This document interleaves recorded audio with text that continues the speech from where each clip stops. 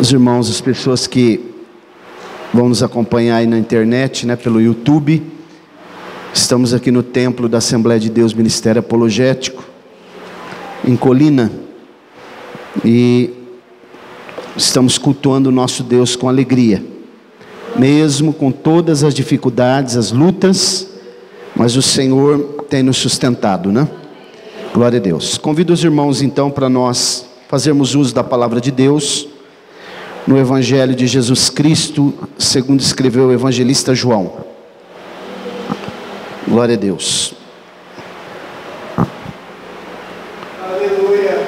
Nós vamos trabalhar outros textos também, mas vamos ler esse texto aqui no capítulo 5, a partir do versículo 39. Glória a Deus.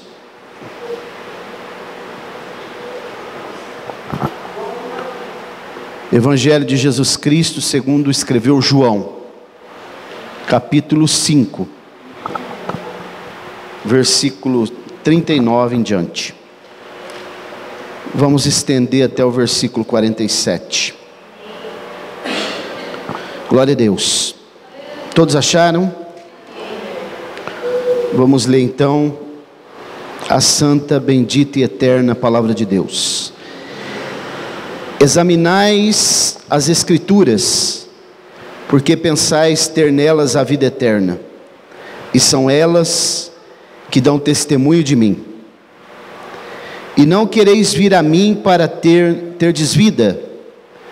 Eu não recebo honra de homens, dos homens, mas eu vos conheço e sei que não tendes em vós o amor de Deus. Eu vim em nome de meu Pai, e não me recebeis. Se outro vier em seu próprio nome, a esse recebereis. Como podeis crer, vós, que recebeis honras uns dos outros, e não buscais a honra que vem só de Deus?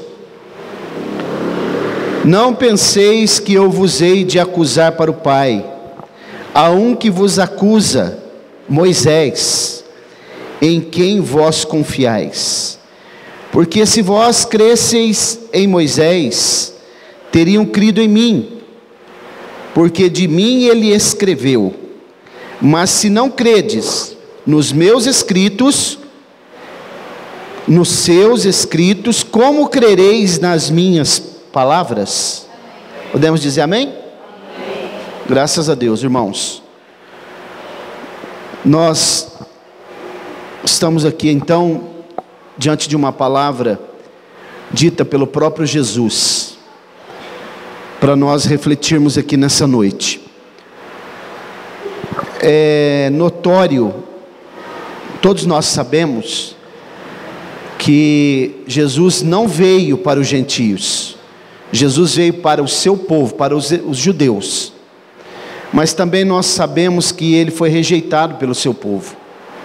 Nós sabemos que Jesus, não obstante ele tenha feito vários sinais, ele tenha nascido em Belém, porque existem alguns testes, algumas avaliações que os fariseus, os judeus faziam e fazem até hoje para saber quem é o Messias. Por exemplo, ele nasceu em Belém, ele fazia sinais, porque um dos motivos que Jesus fazia os grandes sinais, maravilhas, não era apenas porque Jesus tinha pena, misericórdia das pessoas, também, mas é porque os sinais, era um dos sinais da sua vinda, como Messias, era a realização de sinais e maravilhas. Então, há um momento em Mateus 12, ali 40, que Jesus está tão irado com os fariseus, com aquela geração incrédula, que eles pedem um sinal para Jesus. E Jesus diz para eles: eu não tenho nenhum sinal para dar para vocês. O único sinal que eu tenho é o sinal do profeta Jonas. Ioná, A palavra Jonas significa pomba, Ioná. Assim como Jonas esteve 3 dias e 3 noites no ventre do grande peixe, importa que o Filho do Homem esteja 3 dias e 3 noites no seio da terra. Eles queriam sinais. Paulo diz que os judeus eles buscavam sinais, os gregos buscavam sabedoria. Então, irmãos, Jesus, ao proferir essas palavras que nós acabamos de ler, ele está falando para eles o seguinte: vocês não creem em Moisés. Moisés que ele está falando aqui não é a pessoa de Moisés, são as Escrituras, o Antigo Testamento, a Torá, a lei de Deus. E ele diz assim: vocês examinais as Escrituras. Os irmãos sabem o que é examinar as Escrituras? Examinar não é ler as Escrituras. Quando nós vamos ao médico, e o médico tem dúvida de fazer o diagnóstico, o que ele pede?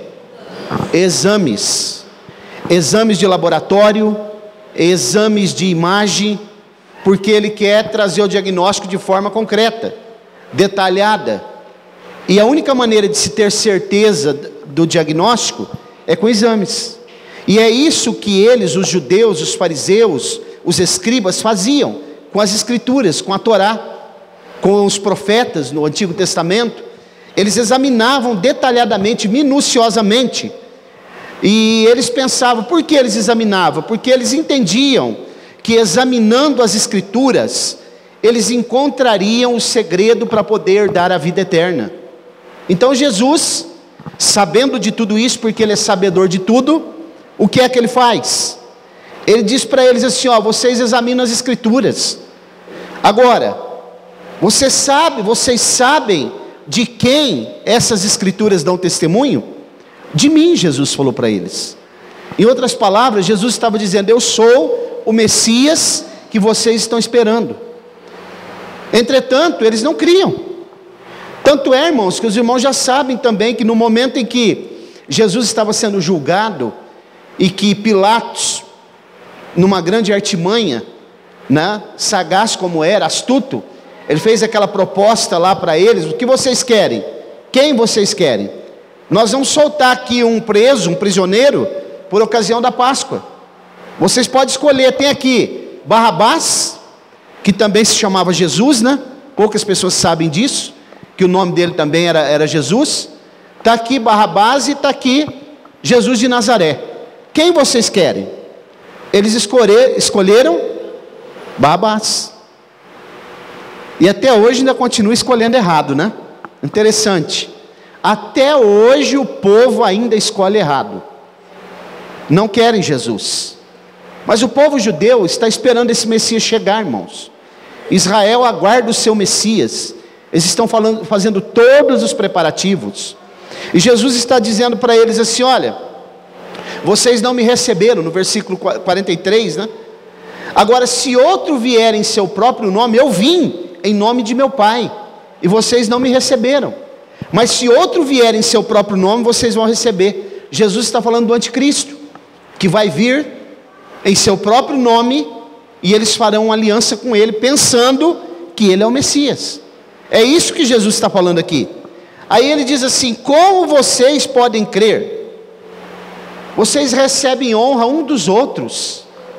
Se vocês crescem mesmo em Moisés, como vocês dizem, a lei que vocês examinam, vocês creriam em mim, porque Moisés, ele testifica de mim, e eu não tenho necessidade de acusar vocês diante do Pai, porque tem um que faz isso, é a lei, Moisés. Porque, irmãos, tudo aquilo que nós fazemos de errado, tudo aquilo que nós praticamos errado, de injustiça, de coisas que nós não devemos fazer e assim mesmo fazemos, a palavra de Deus, ela nos julga. A palavra de Deus, ela mostra quem nós somos. Tiago diz que a palavra é como um espelho. Quando nós olhamos no espelho, quem nós vemos lá? Nós mesmos, né? Nós vemos quem nós somos. A palavra de Deus revela isso, quem nós somos. A palavra de Deus mostra quem nós devemos ser também.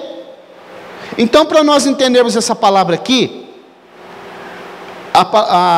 o Antigo Testamento, a lei, a Torá, ela revela Jesus com muita ênfase. E eu quero fazer um paralelo desse texto aqui com outro texto que está lá no Antigo Testamento, no capítulo 12 de Levítico, porque ali tem uma passagem muito emblemática a respeito de Jesus. Sendo que a palavra de Deus, a Torá, revela Jesus, nós não podemos apenas ler o Antigo Testamento como acontecimentos, narrativas históricas, não obstante elas sejam também históricas. Entretanto, irmãos, o que está no Antigo Testamento também é profético, é escatológico, aponta para o tempo do fim, aponta para a vinda de Jesus, para a chegada de Jesus e para o desfecho final da história da humanidade. Levítico capítulo 12, tem uma passagem aqui muito interessante, que eu quero compartilhar com os irmãos, e está interligada com o texto que nós acabamos de ler no Novo Testamento. No capítulo 12, a partir do versículo 1, diz assim a palavra do Senhor: Deus, Ele vai falar com Moisés, e vai dizer para ele, e o Senhor falou a Moisés dizendo, fala aos filhos de Israel, dizendo: se uma mulher conceber semente, e tiver um filho, o que está escrito aí? Varão, homem. A palavra aqui no texto original é zacar, fala de masculino, de macho, exatamente o que está no texto aqui. Então, se ela tiver um filho homem, então ela será impura por 7 dias. Olha aqui isso daqui: de acordo com os dias da separação, por sua enfermidade será impura. No 8º dia, a carne do seu prepúcio será circuncidada. Isso aconteceu com Jesus, viu?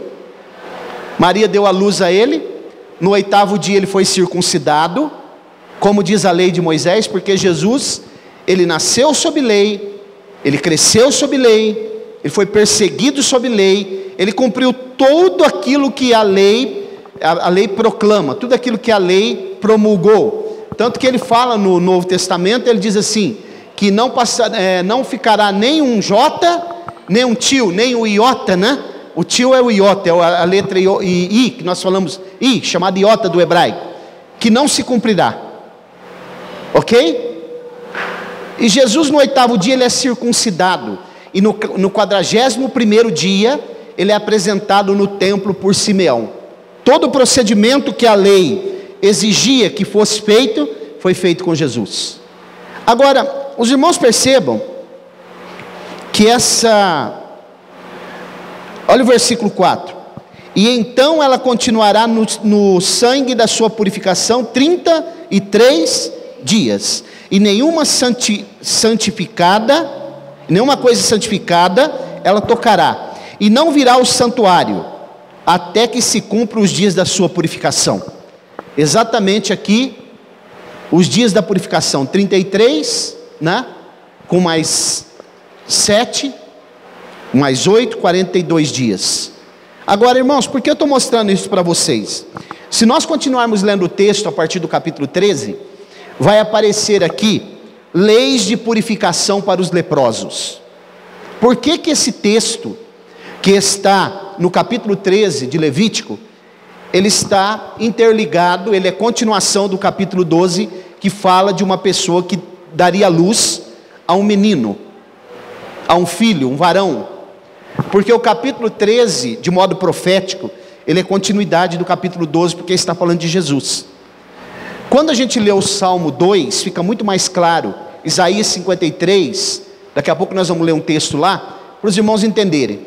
O que eu estou falando com vocês aqui nessa noite, é sobre o Messias e a lepra. Vocês sabiam que os judeus, um dos fatores que eles não reconhecem Jesus como Messias, é porque eles consideram que Jesus, o homem Jesus, era leproso? Sabiam disso? Jesus não era leproso. Entretanto, a Bíblia diz que Jesus curava os leprosos. Jesus se encontrava com os leprosos, porque os leprosos, eles ficavam fora do arraial, num lugar totalmente separado. Os leprosos tinham que colocar um sino no pescoço, para que quando eles fossem andando no caminho, alguém ouvisse esse sino de longe e se desviasse, porque a lepra era extremamente contagiosa, ela não tinha cura. Hoje tem cura, ainda é contagioso, mas antigamente, nesse tempo aqui, não tinha cura. É chamado hoje de hanseníase, né? Então, irmãos, para os judeus, para o judeu ortodoxo, Jesus é leproso. Por isso que ele está fora do arraial. A Bíblia diz em Hebreus que ele morreu fora da porta, fora do arraial. Para eles, Jesus é leproso. Daqui a pouco nós vamos ler um texto. Por isso eles não aceitam Jesus, eles não o recebem. Se você falar para um judeu que Jesus é o Messias, ele fica até bravo. Eles não querem, eles não creem nisso, porque para eles Jesus não se enquadra nas profecias que apontam para o Messias. Mesmo que Jesus nasceu em Belém, mesmo que a Bíblia mostre os textos, o apóstolo Paulo diz que existem escamas no entendimento deles, para que eles não entendam que Jesus é o Messias, que Jesus é o Salvador, que Ele já veio, Ele não vai vir para salvar eles agora, Ele já veio, eles não conheceram, eles só serão salvos por ocasião da batalha do Armagedon, quando o anticristo cercar Israel, e Jesus vir, então as escamas cairão, e eles entenderão que Jesus não é leproso, e Jesus então voltará para dentro do arraial de Israel, que ele está fora, como um leproso. Abra sua Bíblia comigo, em Isaías 53, então eles entendem o seguinte, que Jesus não só contaminou a sua mãe quando ele nasceu, por ocasião dessa purificação que devia ser feita, mas que ele também é leproso. Vocês não sabiam disso, né? Você aí na internet, mas para o judeu sim. Isaías 53, nós vamos ler os versículos 4 e 5. Jesus não é leproso, Jesus cura a lepra tipifica o pecado, Jesus Cristo salva, Jesus Cristo cura, batiza no Espírito Santo, em breve voltará. Verdadeiramente ele tomou sobre si as nossas enfermidades e carregou com as nossas dores, e nós o reputávamos por aflito, ferido de Deus e oprimido. Nós quem? Os judeus. Essa palavra aflito aí, ela não é aflito. A palavra que aparece aí é a palavra negua ou negar. O que significa? Leproso. Para eles, Jesus era leproso. A palavra negua, negar, do hebraico, leproso. Reputávamos por aflito. Continuando lendo. Mas ele foi ferido por nossas transgressões e esmagado por causa das nossas iniquidades. O castigo que nos traz a paz estava sobre ele, e pelas suas pisaduras fomos sarados. Isso aqui é uma profecia a respeito de Israel. Eles pensavam que Jesus era leproso, mas o castigo que trouxe a paz para Israel estava sobre ele, pelas suas pisaduras. Segundo alguns historiadores, no momento em que Jesus estava andando pela via dolorosa, quando ele estava levando a cruz, antes de ser crucificado, na medida que ele ia andando pelas ruas de Jerusalém, aproximadamente 700 metros, do local onde ele estava, até o Gólgota, onde ele foi crucificado, o sangue de Jesus caía no chão, e na medida que ia caindo, as pessoas enfermas, os leprosos eram purificados por aquele sangue, as pessoas enfermas que passavam ali, e tocavam naquele sangue, eram saradas instantaneamente. Por isso eles dizem, o castigo que nos traz a paz estava sobre ele, e pelas suas pisaduras nós somos sarados. A lepra foi purificada, aqueles que estão emaranhados do pecado foram libertos. Jesus Cristo é o Salvador, ele já veio e ele voltará para buscar um povo especial, zeloso e de boas obras. Se você não está preparado, se prepara. Os judeus vão ter que reconhecer isso daí. Você viu o que eles achavam de Jesus? Volta o versículo, olha lá, ó. Nós o reputávamos por leproso. Está escrito aflito aí, mas é leproso. O que eles entendem que Jesus é. Então, irmãos, ao conceito que os judeus têm de Jesus, eles não acreditam que ele é o Salvador, que ele é o Messias. Mesmo ele nascendo em Belém, olha como que quando a pessoa está com a mente totalmente obscura, ele não consegue. Por isso que Danilo, eu sempre falo aqui, né? Você até citou um texto aqui um dia, que eles estão apalpando as paredes ao meio-dia, estão cegos, não conseguem ver, e o mundo hoje está assim, irmãos. O mundo, a cidade de Colina, essa região, esse estado, essa nação, o mundo, eles não conseguem enxergar que Jesus é a esperança, é o Salvador, é a solução desse mundo caído. Não adianta trocar presidente, não adianta trocar presidente dos Estados Unidos, não adianta as Nações Unidas, a ONU, realizar reuniões. A esperança e solução desse mundo está em Jesus Cristo. Ele é o Salvador. Só Ele, irmãos. Só Ele é o justo juiz, só Ele é o nosso advogado fiel, viu? Só Ele. Você sabia que os judeus, eles não falam o nome de Jesus inteiro? Sabiam? Jesus, na verdade, Jesus não é o nome de Jesus. Jesus é a transliteração do nome Yeshua. Yeshua, esse é o nome de Jesus. Jesus é brasileiro, né? É um nome português, da língua portuguesa. Eles não falam Yeshua, eles falam Yeshu. Viu? Porque eles dizem assim, os judeus, que a memória deles seja apagada para sempre, o nome dele seja apagado para sempre. Nós não vamos nem falar o nome dele inteiro, para que ele seja esquecido para sempre. Os irmãos se lembram o que eles falaram quando eles trocaram Jesus por Barrabás? Que o sangue inocente dele caia sobre nós e sobre os nossos filhos. Os irmãos sabem o que aconteceu com Israel, né?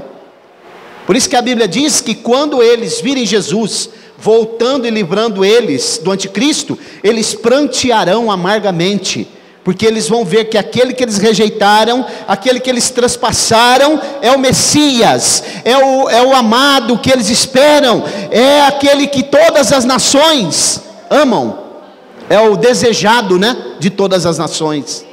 Irmãos, isso é muito, muito sério, muito profundo. Glória a Deus. Então eles só falam Yeshu. Yeshu. Quando você volta para o capítulo 12 de Levítico, tem um segredo aqui. Quando a Bíblia fala filho homem, você vai perceber uma coisa, que a palavra aqui, ela poderia estar, poderia ser a palavra Zakar, que fala masculino, um filho masculino, do sexo masculino, mas ela está a palavra homem, que é a palavra Adã, Adã, porque Adão que nós falamos, Adã, ele serve tanto para definir gênero, como definir o nome de Adão. Você sabia que Adã é um acróstico? Adã, A-D-A-M, Adã. O acróstico é quando você pega as letras de um nome, você vai formando palavras. Então a palavra Adã significa o seguinte: Adão, Davi e Messias. Adão, Davi e Messias, porque mostra a existência do ser humano desde Adão até a vinda de Jesus, todas essas gerações. E da onde é que vem Jesus? Da geração de Davi. Entre Adão e Jesus existe a geração do rei Davi, por isso vem a palavra Adã. Então aqui, esse texto não está por acaso, que está falando filho homem, Adã, significa o seguinte, está falando de Jesus, está apontando para o Messias, a vinda dele. Esse menino que está sendo citado é ele. Eles não reconhecem. O boi e o jumento que estava na manjedoura, sim. Isaías capítulo 1 fala sobre isso, que eles reconheceram, eles conhecem o seu Criador. Agora os judeus não reconhecem. E aí, irmãos, fazendo uma aplicação aqui, que eu quero ser sucinto, só para a gente pensar um pouco, nós podemos pensar o seguinte: como está a situação aqui da nossa região aqui, a cidade de Colina, em relação a Jesus? Você falou de Jesus para alguém ultimamente agora? Você tem falado de Jesus? Quem é Ele? O que Ele pode fazer? E sobretudo, quem é Ele, Jesus? Porque Jesus não é apenas um homem histórico. Jesus é o Salvador da humanidade. Jesus é o Senhor. Jesus Cristo é o Senhor. Se você passar em frente à Igreja Universal, né? Isso aí eu concordo com eles, está escrito lá. Jesus Cristo é o Senhor. Ele é mesmo, porque não há outro Senhor como Ele, não há outro Rei como Ele. Jesus não é leproso, Ele é aquele que livra, que liberta, que purifica da lepra chamada pecado, viu? A lepra na Bíblia tipifica o pecado, está dentro de cada ser humano, a natureza caída, pecaminosa, e ao ter um encontro com Jesus, essa pessoa é purificada pelo sangue dele. O sangue de Jesus Cristo nos purifica de todo o pecado. Glória a Deus. Sabe o que acontece, irmãos? O grande problema é que tiraram Jesus de Jerusalém e levaram ele para Roma. Sabia? Por isso que ele está fora do arraial. Colocaram ele lá na porta de Roma. Às vezes coloca ele num crucifixo pendurado, não é? Mas Jesus não está em Roma. É claro que ele está em todos os lugares, porque ele é pleno. Mas Jesus não vai voltar e vir em Roma. Jesus vai para Jerusalém. A Bíblia diz que ele reinará a partir de Jerusalém durante o período do milênio, quando todas as nações estarão agregadas. Ele será o rei, Davi será o príncipe que estará reinando junto com ele no templo do milênio. E as pessoas entenderão que ele não foi apenas o filho do carpinteiro, ele não foi apenas aquele que ficou na carpintaria, não foi apenas aquele que era o filho de José ou de Maria. Ele é Deus, ele é o Filho do Todo-Poderoso, ele é o próprio Senhor, ele é o Adonai, que a Bíblia fala no Antigo Testamento. E não só os judeus, mas a Bíblia diz que um dia todo joelho se dobrará e confessará que Jesus Cristo é o Senhor para sempre. Glória a Deus. Então, irmãos, pense aqui comigo. Como está o teu vizinho lá, onde você mora? As pessoas que trabalham próximo de você, o que elas pensam de Jesus, irmãos? Os judeus pensam que Jesus é leproso. O que eles pensam? Existem pessoas aí que estão banalizando o nome de Jesus, colocando Jesus aí em comédias. Tem um grupo de comédia aqui no Brasil, que com certeza não ficará impune, porque Deus não se deixa se escarnecer, que colocou Jesus como gay. Dá para acreditar nisso, irmãos? Colocou lá uma ilustração de Jesus como gay. Essas pessoas pagarão um alto preço, porque todos aqueles que escarneceram de Deus não ficaram de pé. A história diz isso. A história fala isso, irmãos. Um homem chamado Cazuza, que é tido aí como poeta pela Rede Globo, pelas mídias, um dia ele deu uma tragada num cigarro de maconha e disse assim: isso aqui é para você, Deus. Os irmãos sabem o que aconteceu com ele? Morreu. Ele morreu de HIV, morreu num estado deplorável. John Lennon, né, o líder dos Beatles, a banda mais famosa de todos os tempos, ele deu uma declaração dizendo: olha, Jesus era legal, mas seus ensinamentos estão ultrapassados, nós somos mais populares do que ele. Poucos dias depois ele foi morto na porta do prédio dele por um fã. Isso aqui que eu estou falando não é coincidência. Tancredo Neves, presidente de 1985, né? Ele deu uma declaração dizendo: nem Deus vai impedir de eu tomar posse lá no Palácio do Planalto. Na véspera dele tomar posse, ele foi acometido de uma enfermidade que ninguém sabe o que foi até hoje. Ele morreu e não tomou posse. Aquele satanista que construiu o Titanic, ele era satanista. Ele deu uma declaração dizendo assim: ó, nem Deus afunda o Titanic. Os irmãos sabem, né? 1912, tinha um iceberg na frente do Titanic, e a Bíblia diz que pelo sopro de Deus se formam as grandes geleiras e os icebergs. Então essas pessoas que estão profanando, que estão escarnecendo do nome chamado Jesus, que tem poder, ele disse: em meu nome expulsarão os demônios, curarão os enfermos, falarão novas línguas. O nome de Jesus tem poder. Essas pessoas não vão ficar impunes. As pessoas estão banalizando o nome de Jesus. Coloca o nome de Jesus no carnaval. Essa estação de carnaval aí, essa escola de samba que vai, chamada Mangueira, vai fazer agora um enredo, colocando o nome de Jesus lá, banalizando, profanando o nome santo de Jesus, nesse carnaval agora. E eu fico bobo, irmãos, que ainda tem crentes em blocos de carnaval, dizendo que está evangelizando as pessoas. Isso é um absurdo. Vão escarnecer do nome de Jesus, lá no Rio de Janeiro agora, a Mangueira, a estação primeira de Mangueira, pode saber que isso também vai ter consequência.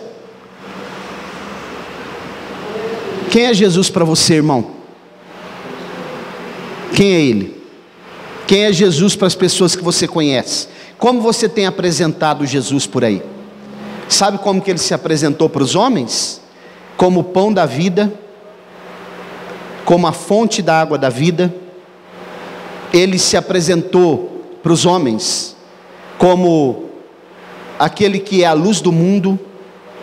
Ele se apresentou para os homens como primeiro e último, alfa e ômega, né? Primeiro e último, alfa, primeira letra do alfabeto grego, ômega, a última letra, não tem começo e nem fim. Ele se apresentou como aquele que pode fazer aquilo que os homens não fazem. Ele se apresentou para os homens como a solução, como a esperança. Ele se apresentou para os homens como o Cordeiro de Deus que tira o pecado do mundo. Como nós temos falado desse Jesus? Quem é Ele para nós, irmãos? Quando alguém perguntar para você, escuta, quem é esse Jesus aí? Você que está na internet aí, ó, no YouTube, quem é Jesus para você? O que você considera a respeito de Jesus? Como você tem se posicionado diante dele? Como você tem buscado a face dele? Como você considera a palavra dele? De que maneira nós temos considerado Jesus para nós? Quem é Ele para nós? Que importância Ele tem para nós? Vamos ler mais um texto? Abra sua Bíblia em Hebreus capítulo 13. Vamos ler a partir do versículo 11. Estou indo para o fim já, para os irmãos verem como ele está fora do arraial, mas ele vai voltar. Glória a Deus. E olha o papel da igreja. Aleluia. Glória a Jesus. Você sabe, irmãos, porque Jesus, João viu ele no Apocalipse glorificado, e ele disse que ele tinha os pés como bronze polido, latão reluzente, porque ele vai pisar o lagar da ira de Deus. Você sabe o que faz, como que se faz uva? Pisando. E a Bíblia diz que em Isaías 63, que ele pisou o lagar da ira, da cólera de Deus sozinho. Ele vai pisar. Isso fala que na batalha do Armagedon, ele pisa o lagar da ira de Deus sozinho. Aqueles que serão julgados por Deus estarão debaixo dos pés de Jesus, pés de bronze polido. Bronze fala de sofrimento. Aqueles que não alcançarão a salvação estarão no lago de fogo. Observe, capítulo 11 da carta aos Hebreus, capítulo 13, versículo 11 em diante. Olha o que a Bíblia diz. Glória a Deus.